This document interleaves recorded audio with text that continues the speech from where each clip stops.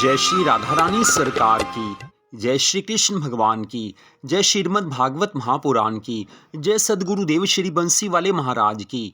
श्रीमद् भागवत महापुराण के 8वें स्कंद के अध्याय 21, 22 और 23 की कथा आज हम आपको सुनाने जा रहे हैं। इन अध्यायों में वामन भगवान और राजा बलि की कथा का वर्णन आता है। जैसा कि आप सभी जानते हैं कि मनुष्य जीवन भगवान की कृपा से मिला है और मनुष्य आज कोई भी सुखी नहीं है। कोई भी ऐसा मनुष्य हमें नहीं मिलेगा जो हर ओर से सुखी हो, क्योंकि मनुष्य जीवन सुख और दुख दोनों का मिला जुला स्वरूप है। जीवन में सुख भी आते हैं, दुख भी आते हैं। अपनी इच्छा से कोई हमेशा सुखी नहीं रह सकता और अपनी इच्छा से कोई हमेशा दुखी भी नहीं रह सकता है। पूर्व जन्मों में हमने अच्छे और बुरे दोनों प्रकार के कर्म किए हैं। इसी कारण मनुष्य जीवन भगवान ने हमें दिया है कि आगे शुभ कर्म करके भगवान की भक्ति करके भगवान को प्राप्त कर लें। लेकिन मनुष्य जीवन प्राप्त करके जो मनुष्य पाप कर्म करते हैं उन्हें नरक की यातनाएं भोगनी पड़ती हैं। और जो लोग शुभ कर्म करते हैं, दान पुण्य करते हैं, लेकिन भगवान की भक्ति नहीं करते, अगर उनके शुभ कर्म अच्छे बहुत अधिक हो जाते हैं तो उन्हें स्वर्ग मिलता है। लेकिन जो लोग भगवान की भक्ति करते हैं, भगवान के चरणों में अपने मन को लगाकर रखते हैं, उन्हें भगवान 84 लाख योनियों से मुक्त कर देते हैं, उन्हें भव सागर से पार कर देते हैं, उन्हें अपने धाम में सदा के लिए स्थान दे देते हैं। तो हमें तो भव सागर से पार होना है, क्योंकि जो नरक में जाते हैं वहां से भी पुनः धरती पर लौटना होगा, मनुष्य जीवन मिलेगा, फिर भगवान की भक्ति करनी पड़ेगी। और जो लोग मृत्यु के पश्चात स्वर्ग लोक में जाते हैं वहां से भी दोबारा धरती पर आना ही होगा, क्योंकि जब तक भगवान के धाम में हम नहीं जाएंगे तब तक हमारा आना जाना लगा रहेगा। तो बुद्धिमानी इसी में है कि इसी जन्म में भगवान की भक्ति करके भगवान को प्रसन्न किया जाए, भगवान को प्राप्त किया जाए। तो वामन भगवान की इस कथा को आप श्रद्धा भावना से सुनेंगे तो भगवान की अनंत कृपा मिलेगी। भगवान की कथाएं सुनने से मन भगवान के चरणों में लगता है और पिछले जन्मों के पाप कर्मों का नाश होता है, मन को शांति मिलती है, मनोकामनाएं पूरी होती हैं, भगवान से प्रेम होता है। तो आज 21वें अध्याय की कथा में श्री सुखदेव जी महाराज आगे की कथा का वर्णन करते हुए कहने लगे हैं कि हे राजा परीक्षित, जब वामन भगवान ने विराट स्वरूप धारण किया तो एक चरण में स्वर्ग आदि ऊपर के 7 लोक और दूसरे चरण में पाताल लोक तक नीचे के 7 लोक नाप लिए। जिस समय वामन भगवान का दाहिना चरण ऊपर के लोकों को नापते हुए ब्रह्म लोक में पहुंचा, उस समय ब्रह्मा आदि सभी देवता उस अनुपम चरण को देखकर उठकर खड़े हुए हैं और आकाश गंगा के जल से उस चरण को धोकर सबने चरणामृत का पान किया है। ब्रह्मा जी ने उस जल को अपने मस्तक और नेत्रों में लगाकर शेष चरणोदक को एक कमंडलू में भरकर रखा है। उसी जल से श्री गंगा जी का पृथ्वी पर अवतरण हुआ है। जो ऋषि उस समय वहां उपस्थित थे उन्होंने भी श्री वामन भगवान जी के चरणोदक का पान करके अपने मस्तकों पर चढ़ाया है। उस समय देवताओं ने आकाश से श्री नारायण भगवान की जय जयकार करते हुए अत्यंत आनंद पूर्वक दुंदुभियां बजाकर पुष्पों की वर्षा की है। आज सब प्रसन्न हैं, वामन भगवान के श्री चरणों के दर्शन किए हैं, उनका पूजन किया है। तत्पश्चात वामन भगवान इधर राजा बलि से कहने लगे हैं कि हे दैत्यराज, तुमने तो मुझे 3 पग पृथ्वी दान देने का संकल्प किया था, लेकिन नापने पर समस्त राज्य मेरे 2 ही पग में नप चुका है। अतः अब तुम तीसरे पग को नापने के लिए भूमि का प्रयत्न और करो। तीसरा पग मैं कहाँ रखूं, मुझे बताओ। तत्पश्चात 22वें अध्याय की कथा में श्री सुखदेव जी महाराज आगे की कथा का वर्णन करते हुए कहने लगे हैं कि हे राजा परीक्षित, जब वामन भगवान ने तीसरे पग की भूमि और मांगी तब राजा बलि अपना सिर झुकाकर खड़ा रहा और कुछ नहीं बोल सका। ऐसा देखकर वामन भगवान कहने लगे हैं कि हे बलिराज, अगर तुम तीसरे पग की पृथ्वी देने में असमर्थ हो तो अपने मुंह से मुझे स्पष्ट मना कर दो कि हम नहीं दे सकते। तब राजा बलि हाथ जोड़कर कहने लगे हैं कि हे प्रभु, हे जगदीश्वर, मैं असत्यवादी नहीं हूं जो अपने वचन को छोड़ दूं, अतः मैं उसे अवश्य ही सत्य सिद्ध करूंगा। वामन भगवान कहने लगे हैं कि हे बलिराज, मेरे द्वारा 3 पग भूमि की याचना करते समय तुमने अभिमान में भरकर ये कहा था कि तुम जो चाहो वो मांग लो। कंगाल ब्राह्मण की तरह 3 पग पृथ्वी क्यों मांगते हो? परंतु अब मैं ये देख रहा हूं कि तुम तो 3 पग पृथ्वी दान देने में भी असमर्थ हो। आज वामन भगवान के इन वचनों को सुनकर भी राजा बलि वामन भगवान के तेज से डरकर ये नहीं कह सका कि आपने मेरे साथ कपट किया है। कुछ क्षण व्यतीत होने पर भी जब राजा बलि से कुछ उत्तर नहीं मिला, तब वामन भगवान ने क्रोधित होकर गरुड़ से कहा है कि तुम इसे बांध कर डाल दो, अब ये तीसरे पग की पृथ्वी देगा। त्रिलोकीनाथ भगवान जी के ऐसे वचनों को सुनकर गरुड़ ने राजा बलि को बांधकर पृथ्वी पर डाल दिया है। तब जो लोग वहां पर उपस्थित थे उन्होंने आपस में कहा कि राजा ने वामन भगवान को अपना समस्त राज्य और संपत्ति दे दी है, इसलिए अब उसे बांधना उचित नहीं है।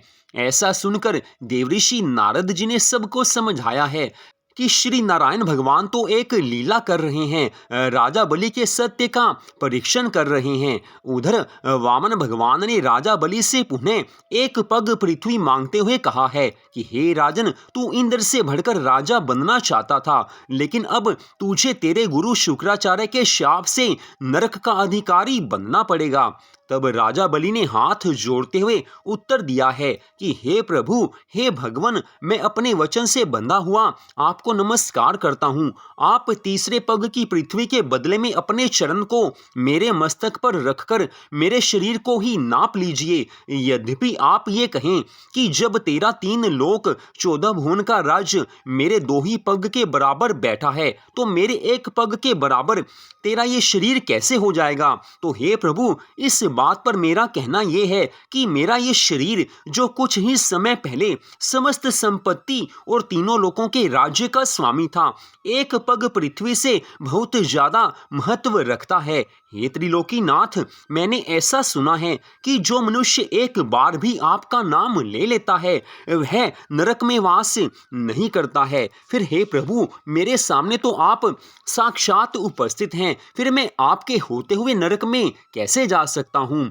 आज वामन भगवान मुस्कुराने लगे हैं। आगे राजा बलि कहने लगे हैं कि जिस प्रकार आप अपने प्रिय भक्तों को दया करके शुभ कर्मों से बचाए रहते हैं, वैसे ही आपने मुझे भी अपने परम भक्त प्रहलाद के वंश में जन्म देकर मेरे राज्य धन आदि के अहंकार का नाश करके गुरु के समान सत्य उपदेश देकर मुझे कृतार्थ किया है। यद्यपि मैं कृपणता के कारण आपको दान नहीं भी देता, तो अंत समय में मेरा ये राज्य और संपत्ति मेरे साथ नहीं जाती, बल्कि मुझे संसार में अपयश और पाप का भागीदार बनना पड़ता। हे प्रभु, यह भी मेरा अज्ञान ही समझो, जो मैं अपने आप को दानी मान रहा हूँ, दानी समझ रहा हूँ। ये समस्त राज्य और संपत्ति तो आपकी ही दी हुई है, आप अपनी इच्छा के बिना किसी को कुछ भी नहीं देते हैं। इतनी कथा सुनाकर श्री सुखदेव जी महाराज कहने लगे हैं कि हे राजा परीक्षित, जिस समय राजा बलि वामन भगवान से इस प्रकार बातें कर रहे थे, उसी समय भक्तराज प्रहलाद जी आकाश से उतरकर उस स्थान पर आए हैं और उन्होंने वामन भगवान को दंडवत प्रणाम किया है। हाथ जोड़ते हुए कहा है कि हे भगवान, आप तो स्वयं तीनों लोकों और संसार की समस्त संपत्ति के स्वामी हैं, फिर आपको किसी से कुछ मांगने की क्या आवश्यकता है?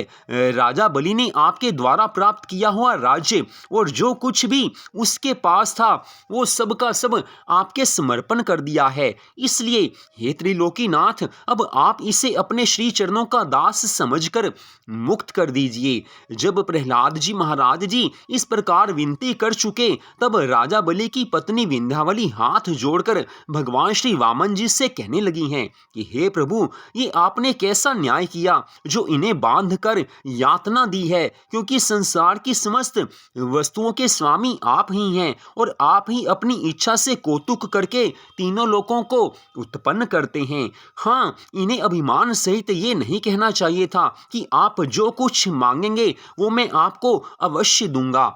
इतनी कथा सुनाकर श्री सुखदेव जी महाराज कहने लगे हैं कि हे राजा परीक्षित, तत्पश्चात ब्रह्मा जी भी वहां आकर वामन भगवान से कहने लगे हैं कि हे प्रभु, हे भगवन, राजा बलि ने अपने शुभ कर्मों में से जो भी राज्य एवं वैभव प्राप्त किया था वह सब उसने आपको अर्पण कर दिया है। इतना ही नहीं बल्कि उसने सब यज्ञों का फल और अपना शरीर भी आपके समर्पित कर दिया है और अपने सत्य से ना टलने के लिए बंध जाने पर भी कोई दुख प्रकट नहीं किया है। इसलिए जो मनुष्य अपना सर्वस्व आपको समर्पित कर रहा हो उसे इस प्रकार बांधना उचित नहीं है। जब आप दीन बंधु होकर भी ऐसा कार्य करेंगे तो आपकी शरण में कोई नहीं आएगा। जो प्राणी आपके चरणों में तुलसी दल, फल, पुष्प और केवल जल अर्पित करके भी आपकी भक्ति पूर्वक पूजा करता है तब आप उसे भवसागर से पार कर देते हैं। तो फिर इस राजा बलि को, जिसने अपने तीनों लोकों के राज्य और शरीर, धन दौलत को भी आपके समर्पित कर दिया है, आपके श्री चरणों में अर्पित कर दिया है, तो उसे इस भवसागर से मुक्त क्यों नहीं कर देते। ब्रह्मा जी ने भगवान से बड़ी सुंदर प्रार्थना की है, तत्पश्चात भगवान की स्तुति की है। उस समय वामन भगवान कहने लगे हैं कि हे ब्रह्मा जी, मैंने तो राजा बलि के सत्यवाद की परीक्षा लेकर इसका अहंकार दूर किया है। आप इस बात को सच जानो कि जिस प्राणी पर मैं अपनी कृपा कर देता हूँ मैं उसके कुल, धर्म, यश, द्रव्य और ज्ञानी होने का अहंकार नष्ट कर देता हूँ। अपने भक्तों के अंदर मैं किसी प्रकार का अभिमान नहीं देख सकता। इस कारण मैंने तो राजा बलि के अभिमान को नष्ट किया है। राजा बलि का राज्य और संपत्ति तो सदा स्थायी नहीं रहती, लेकिन अब इसका यश सदैव के लिए अमर हो गया। जब जब 8वां मनवंतर आएगा तब तब हम राजा बलि को पुनः देवलोक का राजा बना देंगे। इतना कहकर आज वामन भगवान ने राजा बलि के मस्तक पर अपनी चरण रज रखते हुए कहा है कि हे बलि, अब मुझे तुम्हारे संकल्प अनुसार 3 पग पृथ्वी प्राप्त हो गई है। ये वचन सुनकर राजा बलि ने हाथ जोड़ते हुए स्तुति की है कि हे प्रभु, हे अंतर्यामी भगवन, आप भक्त प्रण पालक हैं, भक्तों के सब प्रणों को पूर्ण करते हैं, भक्तों की प्रतिज्ञा को पूर्ण करते हैं। इसलिए आपने मेरे प्रण को इस प्रकार पूर्ण मान लिया है। राजा बलि के ऐसे वचनों को सुनकर वामन भगवान ने बहुत ही प्रसन्न होते हुए कहा है कि हे प्रिय भक्त, तू अपने मन में दुखी मत होना। मैं तुझे सूतल लोक का राज्य देता हूँ। तू वहां जाकर अपने परिवार सहित सुखोपभोग कर और मैं भी वामन स्वरूप से वहां सदैव तेरे द्वार पर रहकर तेरी सहायता किया करूंगा। आज 23वें अध्याय की कथा में श्री सुखदेव जी महाराज आगे की कथा का वर्णन करते हुए कहने लगे हैं कि हे राजा परीक्षित, उस समय प्रहलाद जी ने अपनी आंखों से आंसू टपकाते हुए अपने पौत्र बलि को हृदय से लगा लिया है और उसके ज्ञान और बुद्धि की बहुत प्रशंसा की है। तदुपरांत प्रहलाद जी ने श्री वामन भगवान को हाथ जोड़कर नमस्कार किया है, तत्पश्चात साष्टांग प्रणाम किया है। कहने लगे हैं कि हे प्रभु, हे जगदीश्वर, राजा बलि के बड़े अहोभाग्य हैं, क्योंकि आपने जैसी कृपा इस पर की है वैसी कृपा आप भगवान शिव और ब्रह्मा आदि देवताओं पर भी नहीं करते हैं। भक्त प्रहलाद के मुख से इन वचनों को सुनकर त्रिलोकीनाथ वामन भगवान कहने लगे हैं कि हे प्रहलाद, मैंने बलि को सूतल लोक का राज्य दे दिया है, इसलिए तुम भी वहां इसी के पास जाकर रहो। मैं स्वयं भी बलि के द्वार पर 8 प्रहर खड़ा रहूंगा। मेरे दर्शन और तुम्हारे सत्संग से उसे समय बीतता हुआ मालूम नहीं पड़ेगा। अब तक तुम्हें मेरा दर्शन ध्यान में प्राप्त हुआ करता था, परंतु अब मेरी तुम्हारी प्रतिदिन प्रत्यक्ष भेंट हुआ करेगी। वामन भगवान की ये आज्ञा सुनकर राजा बलि और भक्त राज प्रहलाद अपने परिवार सहित सूतल लोक को चले गए हैं। इस समय दैत्य गुरु शुक्राचार्य जी ने वामन भगवान के पास पहुंचकर उन्हें दंडवत प्रणाम किया है, प्रार्थना की है कि हे प्रभु, ब्राह्मण और पंडित होते हुए भी संसारी माया के वशीभूत होकर मुझे ऐसी कुबुद्धि प्राप्त हुई कि मैंने राजा बलि को पृथ्वी का दान देने से रोका, परंतु ये अच्छा ही हुआ कि वह मेरे वचनों को न मानकर अपनी प्रतिज्ञा पर अटल रहा। अब आप कृपा करके मेरा अपराध क्षमा कर दीजिए, मैं आपकी शरण में हूँ, मुझ पर कृपा कीजिए, मेरे अपराध को आप क्षमा कर दीजिए, जिससे कि मैं सूतल लोक में जाकर राजा बलि के पास रहूं। आज दैत्य गुरु शुक्राचार्य जी की इस विनती को सुनकर वामन भगवान ने कहा है कि हे शुक्राचार्य, तुम भी सूतल लोक में जाकर राजा बलि के पास रहो और इस समय तुम राजा बलि का सोमा यज्ञ संपन्न करवाओ। उस समय भगवान के इन वचनों को सुनकर दैत्य गुरु शुक्राचार्य कहने लगे हैं कि हे त्रिलोकीनाथ प्रभु, जब आपका नाम लेने से यज्ञ संपूर्ण होता है, तब साक्षात आपके चरण यहाँ पधारने पर यज्ञ की संपूर्णता में क्या संदेह रह गया है। अर्थात जब साक्षात आप यहाँ पर पधार चुके हैं तो यज्ञ तो अपने आप संपूर्ण हो ही चुका है। फिर भी आपकी आज्ञानुसार मैं यज्ञ की पूर्णाहुति करवा देता हूँ। ऐसा कहकर शुक्राचार्य ने यज्ञ कुंड में पूर्णाहुति गिरवाई है। तत्पश्चात वे भी सूतल लोक को चले गए हैं। उस समय ब्रह्मा आदि देवता वामन भगवान का नाम उपेंद्र रखकर तथा उन्हें विमान में बैठाकर देवलोक को ले गए हैं। वहां पहुंचकर वामन भगवान ने स्वर्गलोक का राज्य देवराज इंद्र को दे दिया है।